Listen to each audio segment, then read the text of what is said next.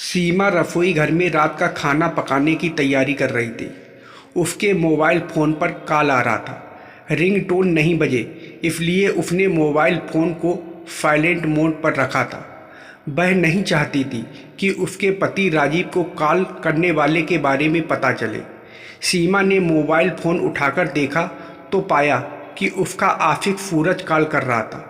हालांकि वह अभी उसे कुछ दिन तक कॉल करने से मना कर चुकी थी, फिर भी उसका बार बार कॉल आ रहा था। वह राजीव के डर से कई दिनों से उसका कॉल नहीं रिसीव कर पा रही थी।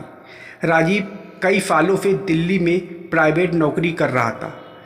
वह 3 महीने पहले घर वापस आ चुका था। कोरोना के वायरस से जितना लोगों को नुकसान नहीं हो रहा था, उससे ज़्यादा सीमा के लिए उसके पति की घर वापसी से आफत हुई थी। अपने आशिक सूरज से बात नहीं कर पा रही थी। जब राजीव कमाने के लिए चला गया था तो वह लंबे समय तक घर नहीं आ पाया था। वह पैसा मोबाइल से ही ट्रांसफ़र कर रहा था। ऐसे में उसे अकेले ही घर में अकेली ज़िंदगी गुजारनी पड़ रही थी। घर में सीमा की एकमात्र सास, जो काफ़ी बूढ़ी हो चुकी थी, वह अक्सर बीमार रहती थी। घर में 2 छोटे छोटे बच्चे होने के चलते उसे ही बाजार से सब्जी और घर के लिए ज़रूरी सामान लाना पड़ रहा था। उस दिन सूरज शहर से पढ़ाई कर अपने बाइक से गांव की ओर लौट रहा था तो सीमा पैदल ही भारी थैला उठाकर पास के बाजार से वापस आ रही थी। तभी सूरज की नज़र सीमा पर पड़ी थी और वह पहले से ही सीमा को जानता था, लेकिन उससे कभी भी बात करने का मौका नहीं मिला था। सीमा को देखते ही पहचान गया था, इसलिए वह बड़े प्यार से बोला था, भाभी जी आइए, बैठ जाइए, अभी ऑटो रिक्शा नहीं मिल पाएगा। वैसे आप राजीव भाई साहब की घरवाली हो ना? हाँ, सीमा इतना ही बोल पाई थी। वह सूरज के बारे में नहीं जानती थी, लेकिन उसे अंदाज़ा था कि इस रास्ते पर जाने वाला कोई ना कोई उसके गांव का ही होगा, क्योंकि रास्ता सिर्फ उसके गांव की ओर ही जाता था। बैठिए, आपको घर तक छोड़ देता हूँ। सूरज उसको ऊपर से नीचे तक देखकर बोला था। सूरज की उसके शरीर पर नज़र पड़ी तो उसका जोश बढ़ने लगा था। उसे एक तरफ देखने लगा था। सूरज ने थैला को पीछे बाइक पर बांध दिया था, इसलिए सीट पर थोड़ी सी जगह बच पाई थी।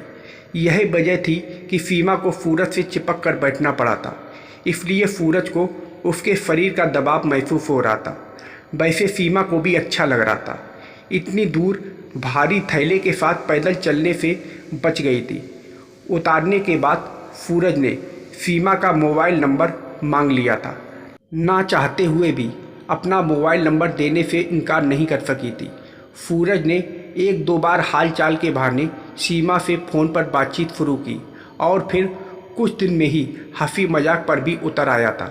धीरे धीरे मोबाइल फ़ोन से बातचीत होने के चलते वह दोनों में खुलकर बातें होने लगी थी। थोड़े दिनों बाद उन दोनों के बीच बातचीत इतनी हद तक बढ़ गई थी कि जब सीमा की सास गहरी नींद में सो जाती थी तो वह सूरज को चुपके से कई बार अपने घर बुला चुकी थी। अब वह सूरज के बगैर नहीं रह पा रही थी, लेकिन कोरोना काल के द्वारा सीमा का पति काम छोड़कर घर वापस आ गया था। तब से वह नौकरी पर लौटने का नाम ही नहीं ले रहा था, जो कि सूरज सीमा से नहीं मिलने के चलते काफ़ी बेताब था और कई बार फ़ोन कर चुका था। अभी सीमा रसोई घर में खाना बनाने की तैयारी कर रही थी और राजीव अपने कमरे में टेलीविज़न पर पुराना क्रिकेट मैच को देखने में बिजी था, इसलिए उसे सूरज का कॉल उठाने में ज़्यादा परेशानी नहीं हुई थी। वह मोबाइल कानों में लगाकर धीरे से बोली, हेलो। दूसरी तरफ से सूरज बोला, सीमा डार्लिंग, क्या हाल चाल है? सब ठीक ठाक है, तुम अपना बताओ। तुम मुझसे बात भी नहीं कर रही हो। जब से तुम्हारा पति आया है तब से एक बार भी नहीं मिली हो। कब तक तुम्हारा पति घर पर कुंडली मारकर बैठा रहेगा? तुमसे मिलने के लिए बेचैन हो रहा हूँ। अब मेरा मन नहीं मान रहा है। मैं तुम्हारे सुंदर हुस्न का दीदार करना चाहता हूँ। तुम मिलने का कोई इंतज़ाम करो, वरना मैं तुम्हारे घर पर पहुँच जाऊँगा। ऐसा बिल्कुल भी मत करना, वरना हम दोनों कहीं के नहीं रहेंगे। मेरी बात ध्यान से सुनो। मैं 1-2 दिन के लिए अपने पति को कहीं भेजने का उपाय सोचती हूँ, फिर तुम्हें बुला लूँगी। तब सारे अरमान पूरे कर लेना। इतना कहकर फ़ोन काट दिया। सीमा का सातिर दिमाग काम नहीं कर पा रहा था कि आखिर वह अपने पति को कहाँ भेजे। उसे कोई तरकीब नज़र नहीं आ रही थी। आज जब सीमा बिस्तर पर सोने गई तो राजीव से बोली, आप कब तक घर में बैठे रहेंगे? कोरोना महामारी धीरे धीरे कम हो रही है, अब कमाने के लिए बाहर जाइए। आखिर घर का खर्चा कैसे चलेगा? आप तकरीबन 3 महीने से घर पर बैठे हुए हैं।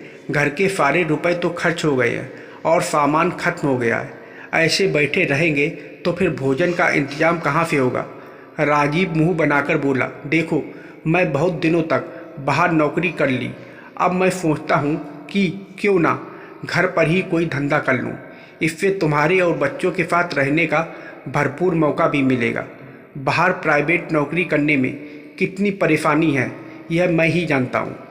वह सब तो ठीक है, लेकिन घर पर कौन सा धंधा करने वाले हो? धंधा करने के लिए मोटी रकम की ज़रूरत होती है। बिना पैसे के तो धंधा हो नहीं सकता। क्या उस धंधे से हम लोगों का गुजारा हो जाएगा? हाँ तो ठीक है, उसी पर तो मैं सोच विचार कर रहा हूँ, राजीव ने चिंता जाहिर करते हुए जवाब दिया। और दूसरी बात यह है कि आप बाहर रहते हैं तो मैं अपनी बिरादरी की औरतों से कहती हूँ कि मेरा आदमी बाहर नौकरी करता है। आप जब घर में रहने लगोगे तो दूसरे पतियों की तरह घर की मुर्गी दाल बराबर हो जाओगे। आपकी इज्जत गांव में कम हो जाएगी और यह मुझे अच्छा नहीं लगेगा। कहते हुए सीमा राजीव के सीने से चिपक गई। राजीव सीमा को अपनी बाहों में कस के सोचने लगा कि यह सही कह रही है। वह अपना धंधा करने के लिए सोच तो जरूर रहा था, लेकिन अभी तय नहीं कर पा रहा था कि किस धंधे को किया जाए। कोई भी धंधा करने में काफ़ी रुपए की ज़रूरत होती है और उसके पास में तो फूटी कौड़ी भी नहीं थी। इसी बीच सीमा नकली गुस्सा जाहिर करते हुए बोली, आपको जो करना है वही कीजिए। फिर उसने मुंह फिराकर चादर ओढ़कर सो गई। अगले दिन राजीव बाहर घूमकर वापस आया तो उसने सीमा को बताया, मैं दोबारा दिल्ली जा रहा हूँ। आज मैंने अपनी फैक्ट्री के मालिक से बात की थी, वह मुझे काम देने को तैयार हो गया है। वह कह रहा था कि काम शुरू हो गया है, सभी कामगारों को फ़ोन करके बुलाया जा रहा है। इतना ही नहीं, मेरा मालिक मुझे कुछ पैसे बढ़ाकर भी देने के लिए राजी हो गया है। यह तो अच्छी बात है, लेकिन जाना कब है? मुझे आज निकलना पड़ेगा, वरना फिर ट्रेन 2 दिन बाद ही मिलेगी। यह सब सुनकर सीमा मन ही मन खुश हुई। अब अपने पति को दिल्ली भेजने की तैयारी करने लगी। खुशी खुशी रसोई घर में जाकर रास्ते के लिए भोजन तैयार कर देना चाहती थी। जब सीमा ने रसोई घर की तरफ जाने के लिए मुंह मोड़ा तो राजीव ने प्यार से उसकी कलाई पकड़कर अपने सीने से लगा लिया और मनुहार करते हुए बोला, छोड़ो खाना पानी, यह तो रास्ते में मिल जाएगा, लेकिन तुम्हारा साथ तो नहीं मिलेगा ना। इसलिए जाने से पहले मैं कुछ घंटे तुम्हारे साथ बिता लेना चाहता हूँ। यह कहते हुए राजीव सीमा को बिस्तर पर लेटा दिया और वह भी उसके आगोश में समा गई। आज उसे अपने पति पर काफ़ी प्यार आ रहा था। वह अंदर से बहुत खुश थी। खुशी से उसकी आंखों से आंसू छलक पड़े। राजीव उसके आंसू को पोंछते हुए बोला, तुम तो अभी से दुखी होने लगी, कहो तो मैं नहीं जाता हूँ। मैंने अपने हाथों को राजीव के होठों पर रख दिया और प्यार से बोली, आप भले ही मुझसे दूर जा रहे हो, लेकिन आपका दिल मेरे पास रहेगा। फिर वे दोनों एक दूसरे से कस कर लिपट गए और सीमा की अपने पति को बाहर भेजने की चाल कामयाब हो गई। तो दोस्तों, आप लोगों को यह कहानी कैसी लगी कमेंट करके ज़रूर बताइएगा और वीडियो को लाइक और सब्सक्राइब करना मत भूलिएगा। वीडियो को पूरा देखने के लिए आप लोगों का बहुत बहुत धन्यवाद।